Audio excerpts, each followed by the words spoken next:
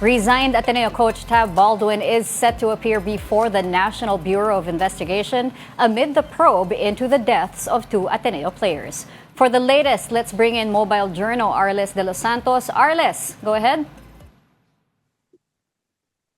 Jessica, sa ikatlong pagkakataon ay hindi nga muli makaharap dito sa National Bureau of Investigation o NBI ang resigned head coach ng Ateneo Blue Eagles men's basketball head coach na si Tab Baldwin para yan sa investigasyon kaugnay ng pagkasawi ng dalawang student athlete ng Ateneo na sina Divine Adili at Rene Baterbonia noong June 8. Actually, Jessica, ito na yung ikatlong pagkakataon na hindi makaharap si Baldwin noong June 16. Unang ipinasabi na ito ng NBI pero ipinagpaliban ito dahil sa masamang pakiramdam ni Baldwin kaya pinasabi na ulit sila ng NBI nitong Biyernes pero hindi muli nakaharap ito matapos ngang unahin na magtungo muna sa Cybercrime Detection and Investigation Unit ng PNP sa Camp Crame. Hinintay pa natin ang pahayag pa ng kanyang kampo patungkol dito pero narinig natin, Cheska, na bukas daw ay 2 p.m. darating si Baldwin para humarap sa mga otoridad.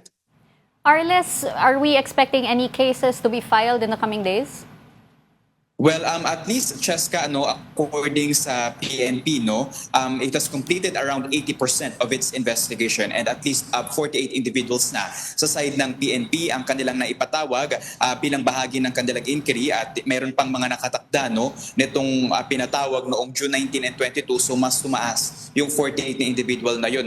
And kapag nabuo na ng CIDG yung kanilang investigasyon ay ipapasa na nila sa Department of Justice ngayong linggo ang kanilang findings. Pero syempre, madami pa tayong ibang mga authorities na nagsasagawa ng investigasyon, Cheska. Meron pang independent fact-finding body na ginawa rin ang Ateneo at kabukod dyan, yung NBI nga na patuloy pa din yung investigasyon hanggang mapunta nga ito sa Department of Justice. Pero habang hindi man nakapunta ngayon, Cheska, si Baldwin, ay nandito naman yung basketball team assistant coach na si TJ Elumba at ang student manager na si Paulo Adivoso na pinatawag din ng NBI. At sa kabuuan, Cheska, ay 20 mga individual ang pinatawag dito para sa patuloy na investigasyon. Meron ba tayong nakuhang timeline from the authorities regarding the investigation? Cheska, can I have the question again? Arles, meron ba tayong nakuhang timeline from the authorities regarding yung investigation?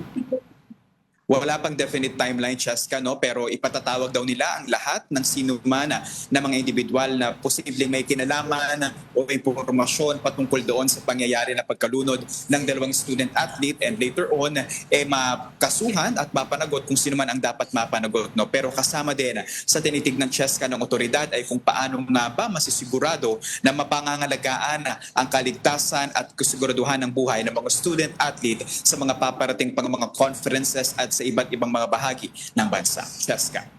Thank you, Mobile Journal Arles de los Santos.